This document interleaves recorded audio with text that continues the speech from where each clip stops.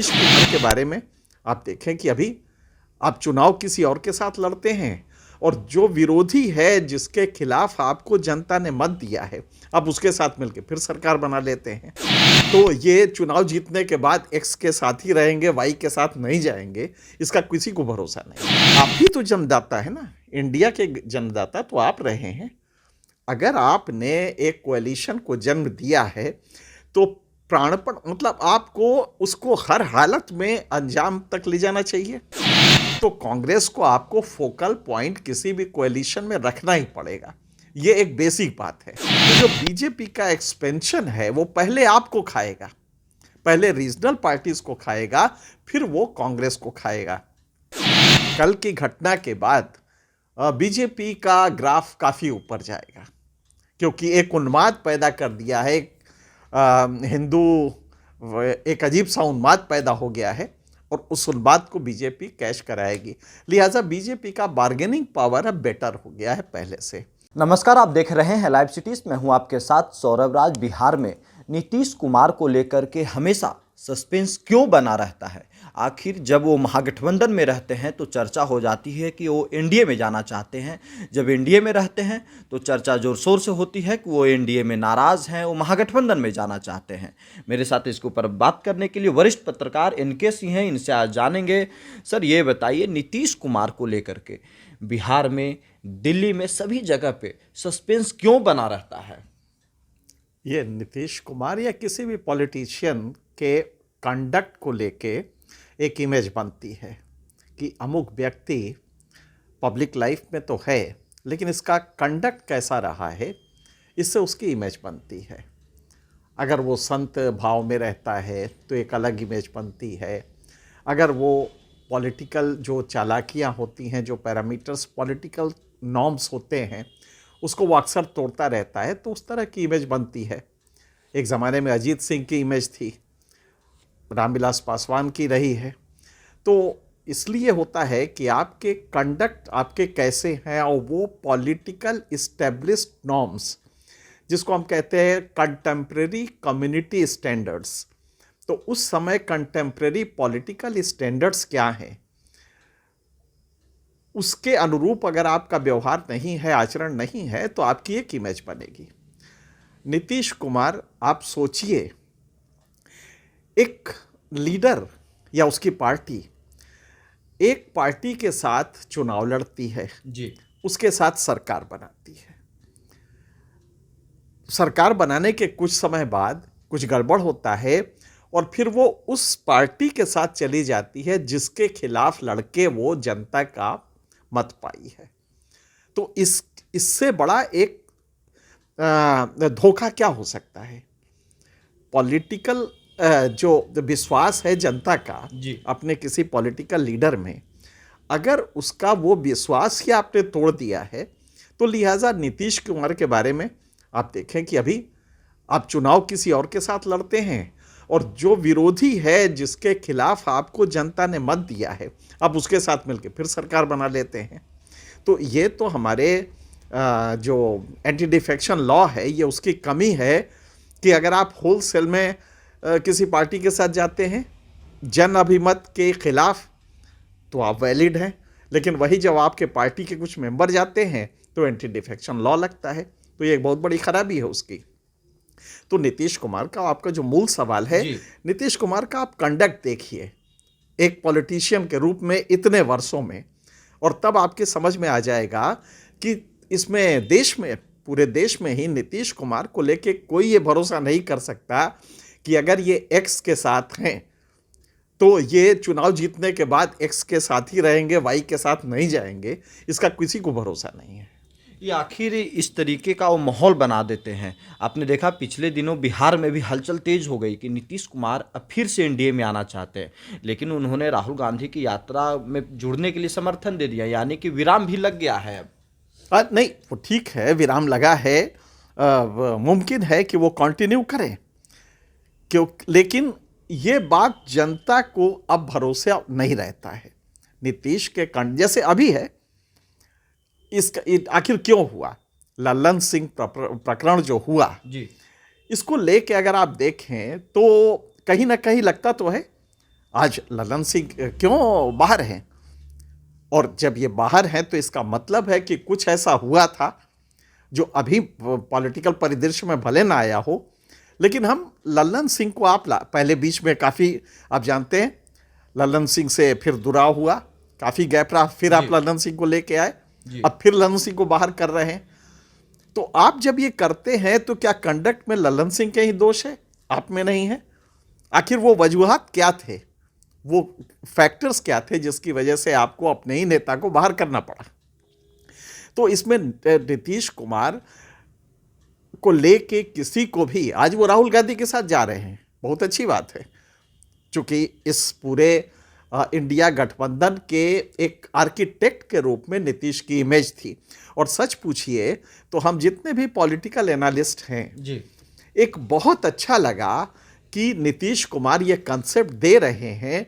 और शायद हम लोगों ने अपने तमाम जो तकरीरें की पब्लिक फोरा पे, तो हम लोगों ने भी कहा कि नीतीश कुमार इसके लिए सबसे सुपात्र व्यक्ति हैं, क्योंकि ये इसको इस तरह के गठबंधन को चला सकते हैं। और कंसेप्ट अपने आप में बहुत अच्छा है, गैर भाजपा कोएलिशन बनाने का। लेकिन उसके बाद आपने देखा कि चीज़ें कैसी बदली। फिर अब तो नीतीश कुमार को लेके, उनकी सोच को लेके कई बार डर भी लगने लगता है। एक अच्छे नेता थे, एक समाजवादी नेता एक ज़माने में हुआ करते थे, लेकिन नीतीश कुमार के अब जो असेंबली में उनका जो भाषण है या उसके बाद से नीतीश कुमार को लेके उनके कंडक्ट में तारतम्य नहीं मिल रहा है। आज वो कह रहे हैं कि राहुल गांधी के साथ यात्रा में जाएंगे, जुड़ेंगे। क्यों इतनी देर की क्या जरूरत थी? ये तो एब इनिशियो पहले ही जब शुरू हुआ था। आप भी तो जन्मदाता है ना, इंडिया के जन्मदाता तो आप रहे हैं। अगर आपने एक कोएलिशन को जन्म दिया है तो प्राणपण, मतलब आपको उसको हर हालत में अंजाम तक ले जाना चाहिए। लेकिन आपने ऐसा तो अभी लगा नहीं।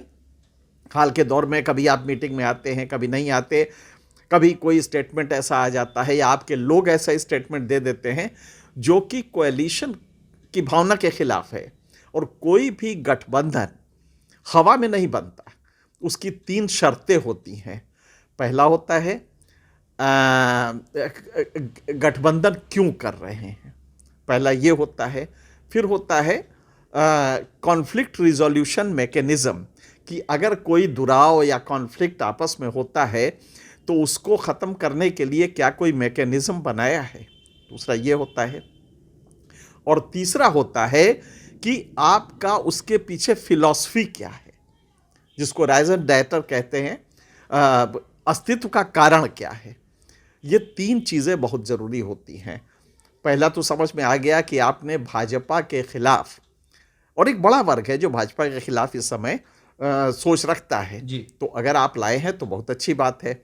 लेकिन कॉन्फ्लिक्ट रिजोल्यूशन मैकेनिज्म तो छोड़िए, कॉन्फ्लिक्ट खुद आप पैदा कर रहे हैं, जो उसका जन्मदाता है वही कॉन्फ्लिक्ट पैदा कर रहा है।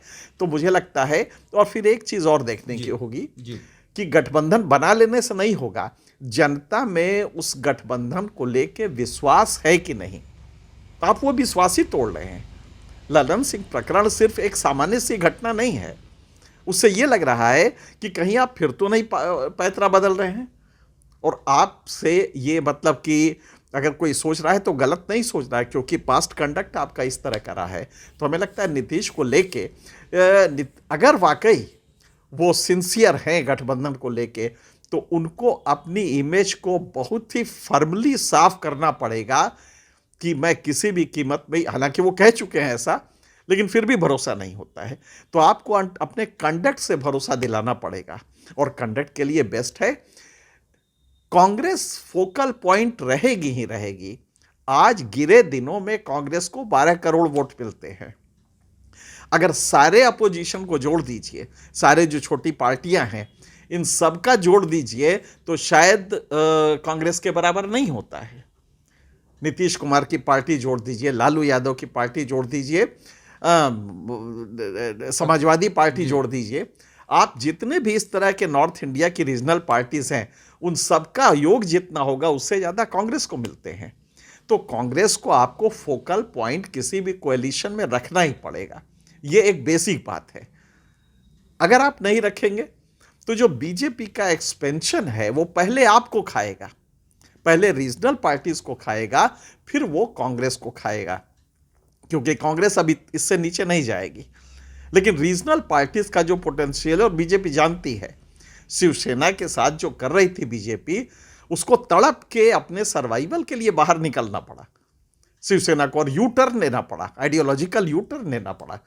तो बीजेपी का एक्सपेंशनिस्ट व्यवहार रहता है और पहले वो अपने रीजनल पार्टीज को खाती है। तो अगर रीजनल पार्टीज को अपना अस्तित्व बचाना है, वो कोई हो, लालू यादव की पार्टी हो, वो नीतीश कुमार की पार्टी हो, अखिलेश यादव की पार्टी हो, तो कांग्रेस को केंद्र बिंदु, और ये चुनाव लोकसभा का है, लोकसभा में अखिलेश यादव या नीतीश कुमार की पार्टी तो नहीं जा रही ना सबसे ज़्यादा सीट लेने, वो तो कांग्रेस ही लेगी। लिहाजा आपको लोकसभा में कांग्रेस को फोकल केंद्र बिंदु में रख के ही ये कोएलिशन चल सकता है, ये बेसिक बात है। इनके सर, आप नीतीश कुमार को 2005 से पहले भी आप देखे हैं, 2005 से फिर देख रहे हैं कि सरकार कैसे चला रही है। आखिर नीतीश कुमार इतना इम्पोर्टेंट क्यों हो जाते हैं बीजेपी और आरजेडी दोनों के लिए? क्योंकि बीजेपी अभी भी तैयार है, अमित शाह तो दरवाज़ा भी खोल दिए कि भाई अगर कोई आता है तो विचार किया जाएगा उस पर। नहीं, वो बाकायदे प्लान है बीजेपी का। ये अभी जब पार्लियामेंट्री बोर्ड की मीटिंग हुई थी जी, तो ये एक प्लान के तहत हुआ है कि ये फोल्ड खोल दो अपने पूरे, और जितने भी बाहर से आते हैं सबको लो। जाहिर है उसमें नीतीश कुमार को भी ऑप्शन गया है, और नीतीश कुमार के ऑप्शन का सीधा है कि साहब चीफ मिनिस्टर फिर बनाएंगे आपको, ये ऑप्शन रहेगा। हाँ, एक चीज़ उसमें जरूर की है कि अब की बार शर्तें जो हमारे नज़दीक आएगा उनकी शर्तें नहीं होगी, शर्तें हमारी होंगी। और ये कल के अयोध्या के राम मंदिर विग्रह की प्रतिष्ठापना के बाद मुझे लगता है कि बीजेपी की बार्गेनिंग पावर और बढ़ेगी। तो अब अगर नीतीश आते हैं तो नीतीश को भी डर ये रहेगा कि अब की बार हम चीफ मिनिस्टर बनेंगे, या बीजेपी कहे कि नहीं चीफ मिनिस्टर हमारा होगा, तब नीतीश की क्या स्थिति होगी, क्या दुर्दशा होगी। इसलिए अब बीजेपी जाने के पहले, कल की घटना के बाद बीजेपी का ग्राफ काफ़ी ऊपर जाएगा, क्योंकि एक उन्माद पैदा कर दिया है, हिंदू एक अजीब सा उन्माद पैदा हो गया है, और उस उन्माद को बीजेपी कैश कराएगी। लिहाजा बीजेपी का बार्गेनिंग पावर अब बेटर हो गया है पहले से। तो अगर नीतीश ऐसे लोग आना चाहते हैं तो उनको बीजेपी की शर्तों पे आना पड़ेगा, और ये शर्त अगर मानेंगे तो फिर बीजेपी चीफ मिनिस्टर अपना रखेगी।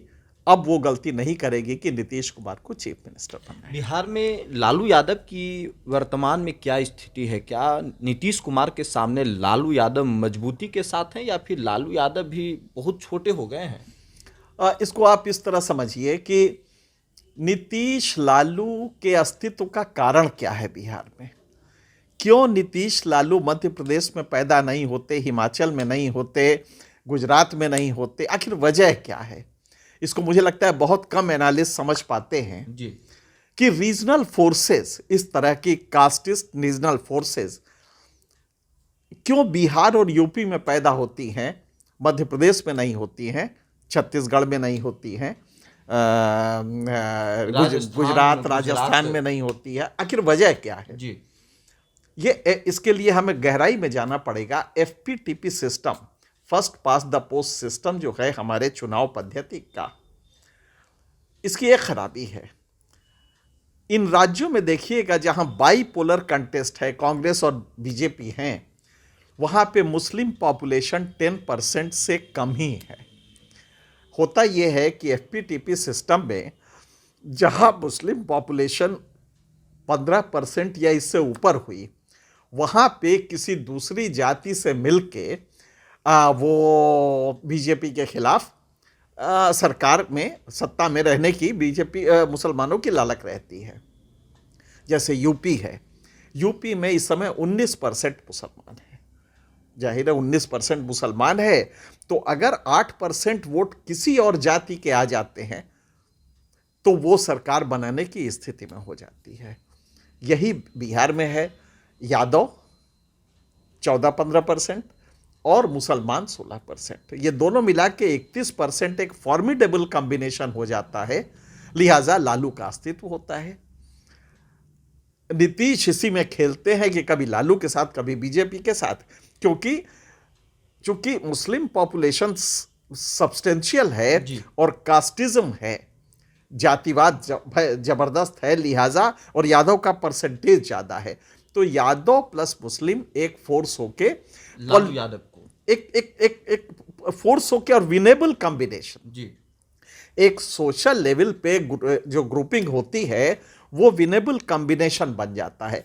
मध्य प्रदेश में यह नहीं हो सकता, हिमाचल में यह नहीं हो सकता, उत्तराखंड में नहीं हो सकता, लिहाजा यहाँ पे रीजनल पार्टीज नहीं, क्योंकि 10% से कम है, गुजरात में 10% है, तो आप लाख जोर लगा जाइए, कोई रीजनल पार्टी पैदा ही नहीं होगी, क्योंकि उनको मोस्टली वोट मिलेगा भी तो 10% से क्या होने जा रहा है, उनका अपना 5% 7% और 10% 17% में आपको सीट्स में कन्वर्ट, इसको कहते हैं विनेबिलिटी पॉइंट, इसको सेफोलॉजी में कहते हैं, चुनाव शास्त्र में विनेबिलिटी पॉइंट। तो हर राज्य की विनेबिलिटी पॉइंट वहाँ के मुस्लिम पॉपुलेशन, कास्ट कॉम्बिनेशन, इसको देख के बनती है, लिहाजा लालू यादव रहेंगे, क्योंकि बीजेपी में मुसलमान जाएगा नहीं, मुसलमान 16%, वो अपना तलाशेगा कि विनेबल कॉम्बिनेशन कौन सा है, तो जाहिर है उसको, जब यादव 16% है जी। और आप कुछ भी कहिए तो यादव आज भी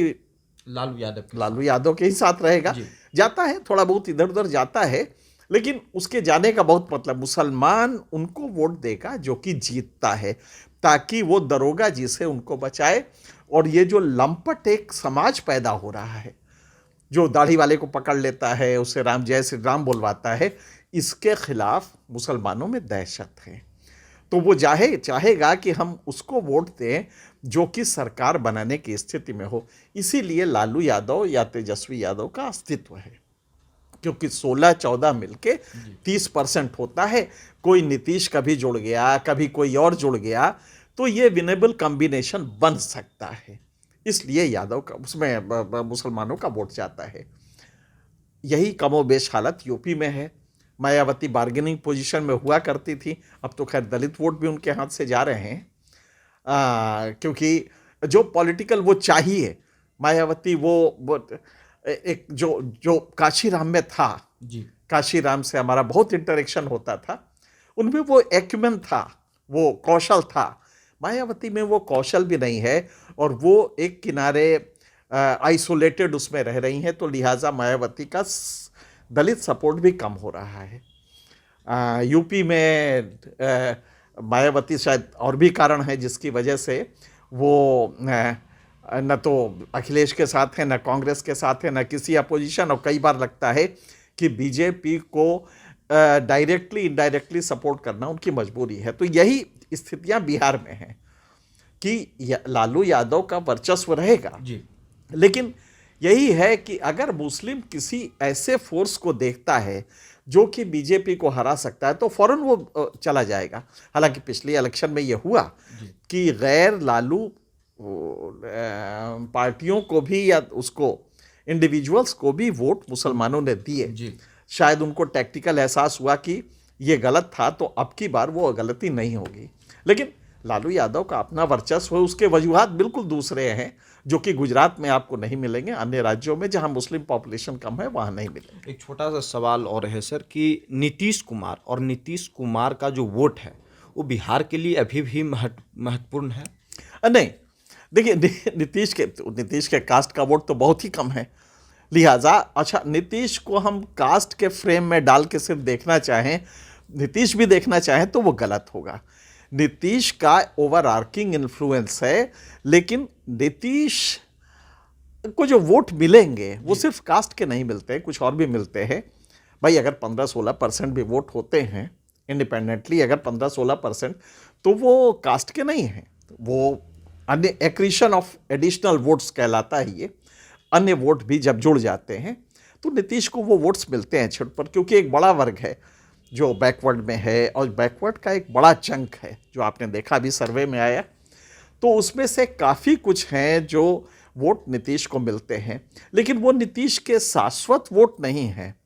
नीतीश अगर लीडरशिप से ये हट जाए तो वो वोट भी अच्छा, उस वोट से आपको सीटों में कन्वर्ट नहीं होता जब तक कि आप किसी और पॉलिटिकल पार्टी के साथ जुड़े नहीं।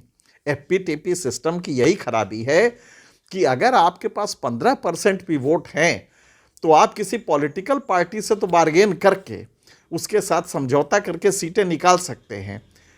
आपने देखा किस तरह रामविलास पासवान की पार्टी जी ने किस तरह से डैमेज किया प्रॉस्पेक्ट्स को नीतीश के। तो ये सीधी सी बात है कि नीतीश का अपना वोट बहुत कैप्रिशियस है, कभी वो उनके पास रहेगा, कभी छटक जाएगा।